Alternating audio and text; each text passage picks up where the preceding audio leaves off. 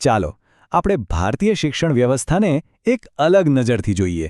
એને માત્ર સ્કૂલ કોલેજોના એક માળખા તરીકે નહીં, પણ આખા દેશ માટે બનેલી એક ભવ્ય યોજના, એક બ્લુપ્રિન્ટ તરીકે વિચારીએ. તો આખરે આ બ્લુપ્રિન્ટ છે શું અને આપણા ભવિષ્યને કેવો આકાર આપે છે? ચાલો આજે એને ઊંડાણપૂર્વક સમજીએ. આપણી આખી ચર્ચાનો પાયો આપણે સ્વામી વિવેકાનંદના આ એક શક્તિશાળી વાક્યથી નાખીએ છીએ. આ વિચાર કેટલો ગહન છે કે શિક્ષણ એટલે બહારથી કશુંક મગજમાં ભરવું નહીં, પણ જે શ્રેષ્ઠતા પહેલેથી જ અંદર છે એને બસ બહાર લાવી. આ જ આપણા શિક્ષણનો મૂળભૂત આદર્શ છે. તો ચાલો સૌથી પહેલા એ સમજીએ કે આ શિક્ષણનો અસલી મતલબ છે શું, એની પાછળનો મૂળભૂત હેતુ શું છે. જુઓ, શિક્ષણનો હેતુ ખાલી ભણાવવાનો નથી, એનાથી પણ કંઈક મોટું છે. આ આખી સિસ્ટમ આપણા બંધારણના 4 મુખ્ય સ્તંભો પર ટકેલી છે: સમાનતા, સ્વતંત્રતા, ન્યાય અને બંધુત્વ.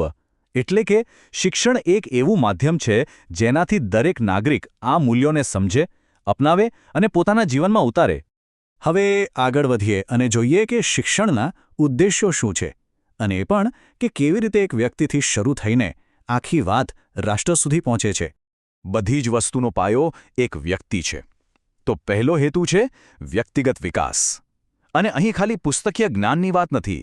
અહીં વાત છે સર્વાંગી વિકાસની, જેમાં શારીરિક, માનસિક, ભાવનાત્મક બધું જ આવી જાય. અને હા, ચારિત્ર્ય નિર્માણ. ગાંધીજીએ પણ આ જ વાત પર કેટલો ભાર મૂક્યો હતો. પ્રામાણિક અને શિસ્તબદ્ધ નાગરિકોનું નિર્માણ કરવું. અને છેલ્લે વ્યક્તિ આર્થિક રીતે પણ પગભર બને એ જરૂરી છે. હવે આપણે વ્યક્તિગત સ્તરથી ઉપર આવીને મોટા ચિત્રને જોઈએ. રાષ્ટ્રીય સ્તરે શિક્ષણ એક બહુ મોટું અને શક્તિશાળી સાધન બની જાય છે. એ જવાબદાર નાગરિકો તૈયાર કરે છે, જે લોકશાહીને મજબૂત બનાવે. એ સમાજમાં સમાનતા લાવે છે અને આપણા જેવા વિવિધતાથી ભરેલા દેશમાં એ લોકોમાં એકતાની ભાવના જગાડે છે.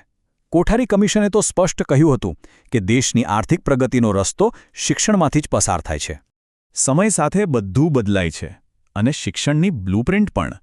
આજની દુનિયામાં ખાસ કરીને નવી શિક્ષણ નીતિ 2020 આવ્યા પછી હવે ફોકસ 21મી સદીના કૌશલ્યો પર છે, જેમ કે ક્રિટિકલ થિંકિંગ, ક્રિએટિવિટી.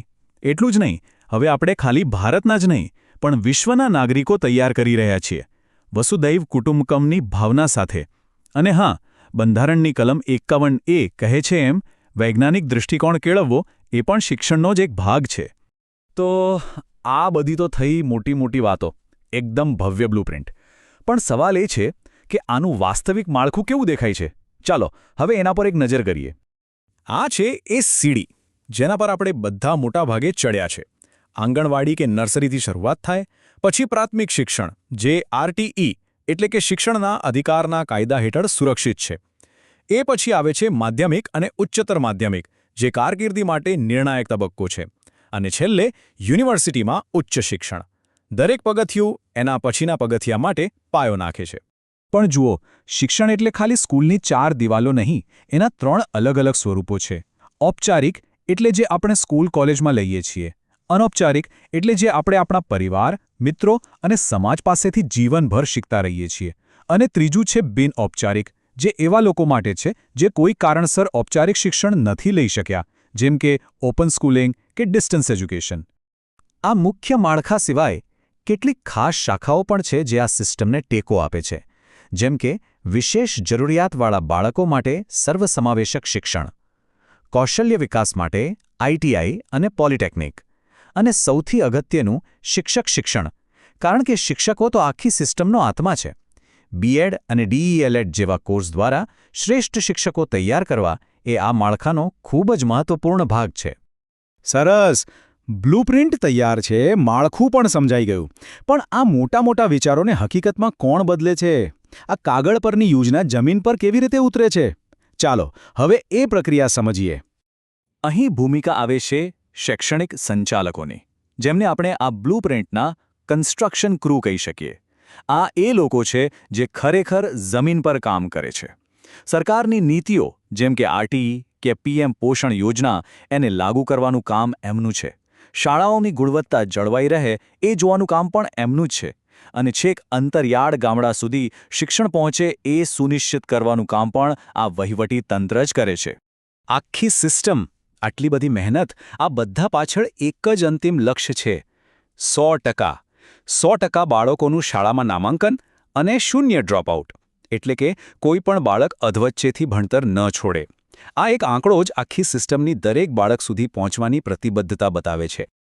તો આખી વાતનો સાર એ છે કે ભારતીય શિક્ષણ પ્રણાલીનો ઉદ્દેશ્ય ખાલી લોકોને વાંચતા લખતા શીખવાડવાનો નથી, એનાથી ઘણો મોટો છે. આ તો એક એવી પ્રક્રિયા છે જે આવતીકાલના ભારત માટે સક્ષમ, નૈતિક અને વૈશ્વિક વિચારસરણી ધરાવતા નાગરિકોનું નિર્માણ કરે છે. અને આ ચર્ચાના અંતે એક વિચાર છોડીને જ જઈએ છીએ. આપણે જોયું કે કાગળ પરની યોજના કેટલી મહત્વાકાંક્ષી છે, માળખું પણ કેટલું વિશાળ છે, પણ એક સવાલ તો મનમાં રહી જ જાય છે કે આ જે આદર્શો છે અને જે વાસ્તવિકતા છે, એ બંને વચ્ચેનું અંતર કેટલું છે, અને એ અંતરને આપણે સૌ મળીને કેવી રીતે પૂરી શકીએ? આ એક એવો પ્રશ્ન છે જેના પર વિચાર કરવો ખૂબ જરૂરી છે.